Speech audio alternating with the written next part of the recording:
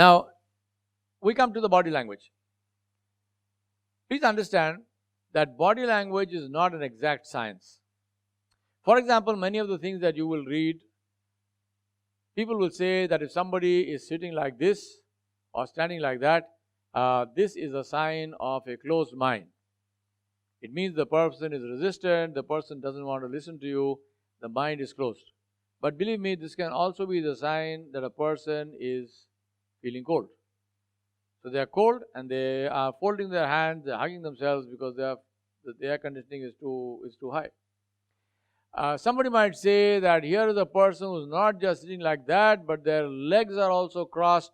So this person is like doubly resistant.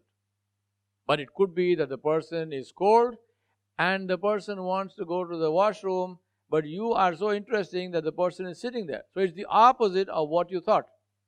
So no need to get confused. What must you do? Don't go by one single gesture. Rubbing the nose means the person is lying. No, rubbing the nose means the nose was scratchy. The person doesn't look me in the eye, which means they are lying. No, the person doesn't look you in the eye because this is the East, it is not the West.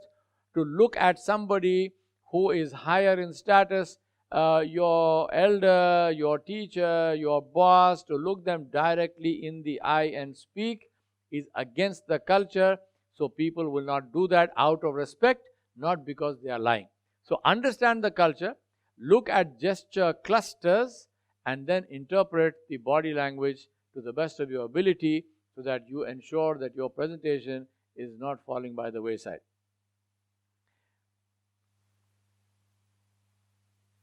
Do's and don'ts of body language. Number one, stand straight.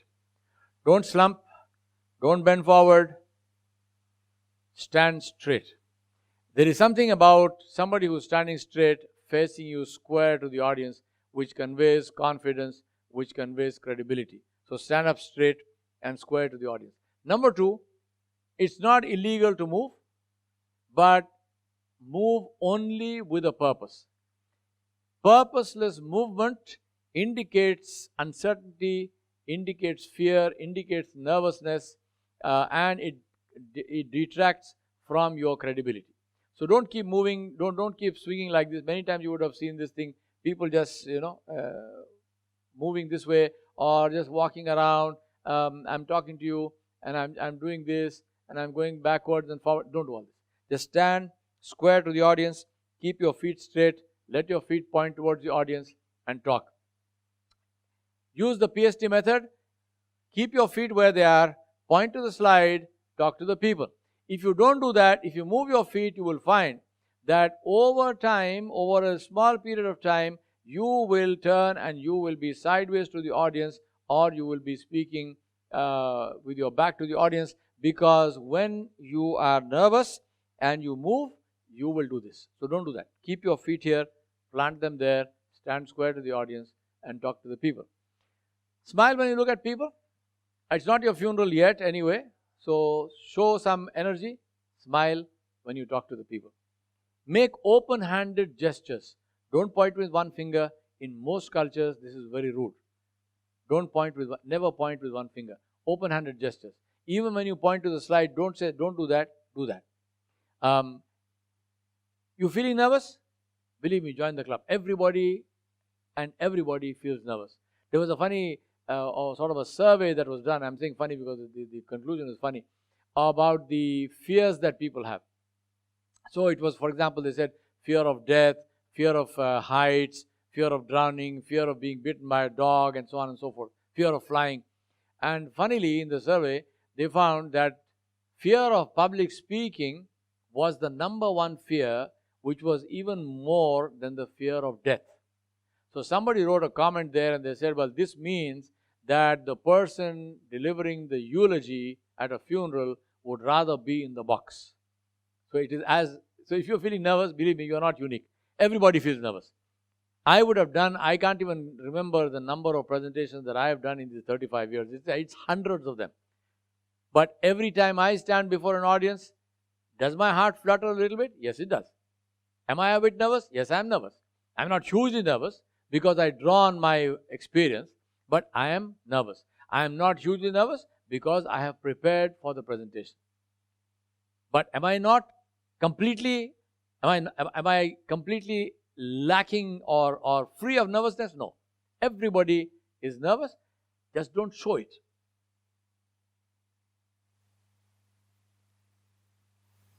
The don'ts of body language, I think I've mentioned that already. Don't move without purpose. Don't have nervous movements. Don't scan the room and the walls. You find this a lot of times. You have forgotten what you need to say, and you're looking at the ground, you're looking at the wall, you're looking at the ceiling. Believe me, nothing is written there. If you forgot, you forgot. Do something else. Find out. Go to the next point which you remember.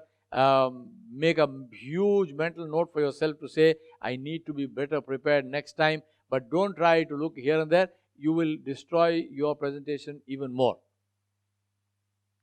Very important, never lose awareness of yourself.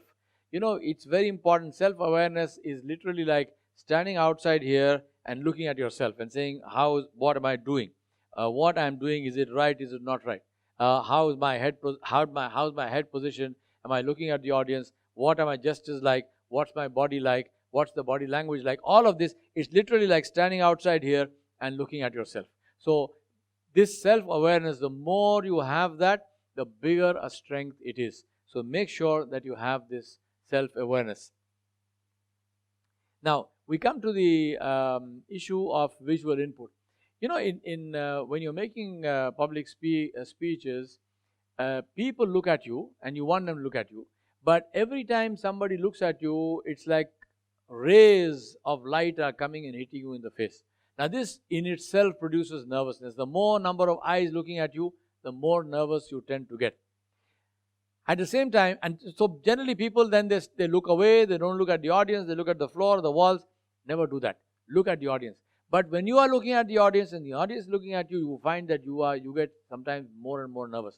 How to prevent that? I've got a trick for you. And that trick is, look at this space. Look at people at their foreheads. Now, I'm looking at your forehead. Can you make out that I'm looking at your forehead? No. It looks like I'm looking at you with eye contact. I'm not making actual eye contact with you. I'm looking up here. To the audience, it seems as if I'm looking at them. They are satisfied with that. And I save myself from this feeling of nervousness of people looking at me. In the presentation, PST method. Look at the slide, pick up a bullet, talk to one person. Lock your eyes with that person, speak to that person. When I say lock your eyes, don't take that literally. I'm not saying gaze deeply into their soul. I'm just saying look at the person and speak to that person. Then go back to the slide, pick up another bullet, go to another person. Between these two, pause and breathe. That keeps you alive. That gives you enough space in your presentation. It looks good and it doesn't put you into a state of panic about what you're going to say next. What must you not do? Don't get hooked to one person. The way you get hooked to one person is that you're already feeling a bit nervous. You have somebody there who's sitting there with a smile on the face and they are nodding for everything you are saying. And before you know it, you end up talking to that one person, the one friendly face in the audience, and you lose the rest of them. Don't do that. Another way that happens is when people ask questions and you start answering them and it gets into especially if it gets into an argumentative mode, then you will end up losing the rest of the audience. Never do either of those things. So pick up a point from the screen, pick a person, talk to that person. Don't get hooked to one person.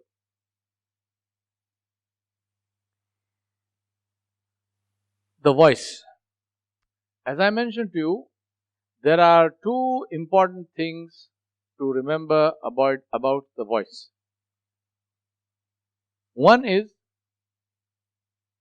to remember that the voice is what is reaching the audience. So the voice is very important. The voice consists of loudness, the energy in the voice, and the emotion in the voice. Loudness must be appropriate to the size of the audience and the size of the room. If I ask you to visualize loudness on a scale of 1 to 10, if I'm speaking to you one-on-one, that this is would be about 1 or 2 on that scale of 1:10, where I am speaking to a person one-on-one.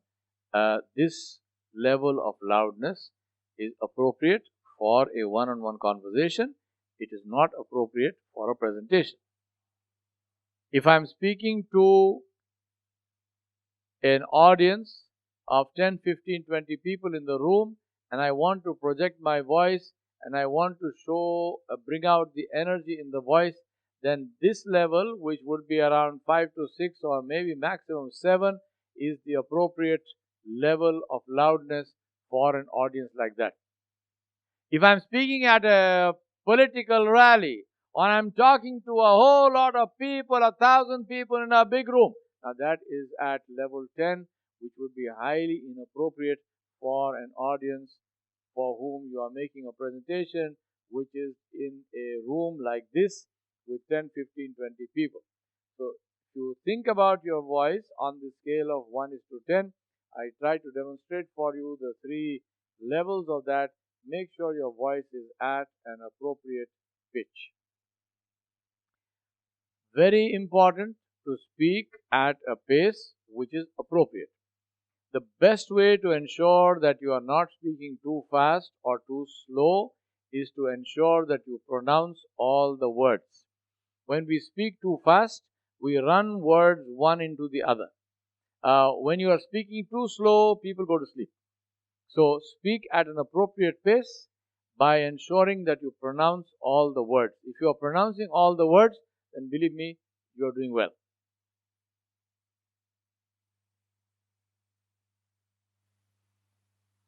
I will teach you very quickly an exercise to learn how to modulate your voice. Remember, the vocal cords are muscle, and like any muscle in the body, the more supple the muscle is, the more used the muscle is to being stretched, the more the muscle will work for you. So the vocal cords also need to be trained if you want your voice to go from a bass to a higher pitch.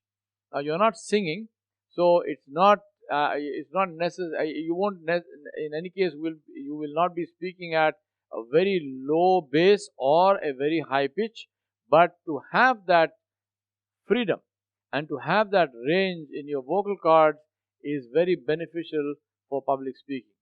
I've used here the what we call the rag vistar in Hindustani classical. The same thing holds true for Western audiences, which we call the scales in Western classical singing. Instead of sa re ga ma pa dha ni sa, there we use do re mi fa sol la ti. So the same thing applies. The scales are the same. Practice these scales. The best way to practice the scales is to imagine a staircase and a little girl who is playing on the staircase. What's she doing?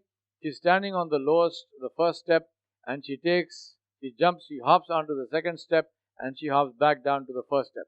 And then she goes from the first step to the second, to the third, back to the second, back to the first. And then she goes from the first to the second, to the third, to the fourth, back to the third, back to the second, back to the first.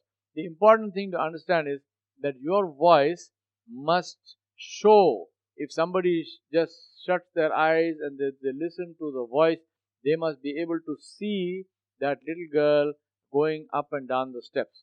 So it is not simply enough to say do re mi fa sol la ti do or sa re ga ma pa dha ni sa all at one flat pitch. The voice must do those steps. So let's practice.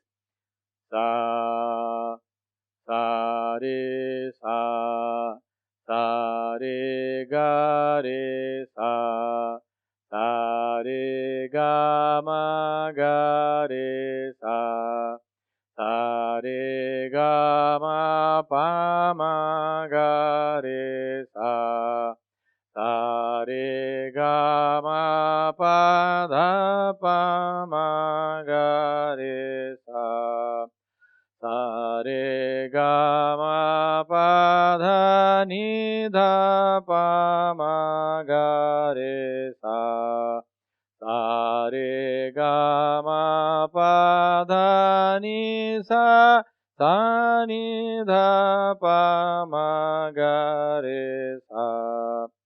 Now, practice this and keep on doing that until you can do this up and down as fast as you can, and your vocal cords will get strengthened, and you will get the bass and you will get the pitch that will enable you to project your voice as low and bass or as high and loud as you wish. Imagine that you are standing in a bubble of energy. Imagine this thing, this transparent bubble of energy which is around your body. Now, what happens if I move close to you? You find that my bubble of energy is impacting, it is touching or coming close to your bubble of energy. What happens when I move back? The same thing. My bubble of energy has gone away from your bubble of energy. What happens even if I bend forward or I lean backwards? The same thing happens. What happens if I come very close to you? You feel very uncomfortable because now my bubble of energy is actually intruding into your personal space, which is your bubble of energy. This bubble of energy and personal space theory is also dependent on cultures. In some cultures, the bubble of energy is very large, which means that people get uncomfortable even if you come relatively close to them. You're not really close to them, but they get uncomfortable because they're used to space around them. But in cultures like India, for example, we are used to being in crowded spaces, so we are much more tolerant with regard to with respect to people coming close to us. So do keep that also in mind. Now, why is this important? Because this is how you also transfer your energy into the audience. So when you move, move with this awareness that your bubble of energy goes with you. The closer you get to the audience, the more the audience feels the impact of that. The more you move away from the audience, the more the audience loses contact with your bubble of energy. In public speaking, the fear that comes, we call this the fight-flight syndrome. The fight-flight syndrome is this conflict in our mind, the psychological conflict between fighting, between confronting, and between running away. Fight, flight. Now, obviously, in a presentation, you are not under physical threat. There is nobody to fight with or fight against, and there is nowhere to run because you came here and you have to make the presentation. And that is what sets up this contradiction. It sets up this conflict within yourself, and that is the main reason why people do all kinds of nervous movements. They go back and forth. There is nervousness in the voice where we fill the space, any silence with ah, ooh, all kinds of, you know what I mean. I mean, that kind of stuff. Now, all of this happens because of this fight-flight syndrome. Be aware of that. Relax. Take some deep breaths. Breathing really, really helps to relax you. Take some deep breaths. If you're really feeling very nervous, then even before you come into the presentation, just go sit in one place and breathe deeply. Nice deep breaths. Pull the air into your lungs. Exhale completely out. Do that 5 or 10 times, and you will find that you will calm down, and you will be ready, inshallah, to make the presentation. At this point, I want you to take a break. I want you now to go away and make a 3-minute presentation on any topic of your choice that involves with convincing the audience to do something. 3-minute presentation on any topic of your choice that involves the audience to go and do something. Remember in that, what's your core message? Why are you saying it to them, the key audience, and what do you want them to do with that? Keep these 3 things in mind. Keep in mind all that I taught you just now about how to make good presentations. Go away and make a 3-minute presentation. Record it, watch it, see how much you have been able to implement what you heard in this lecture until now, and then come back and we will go forward.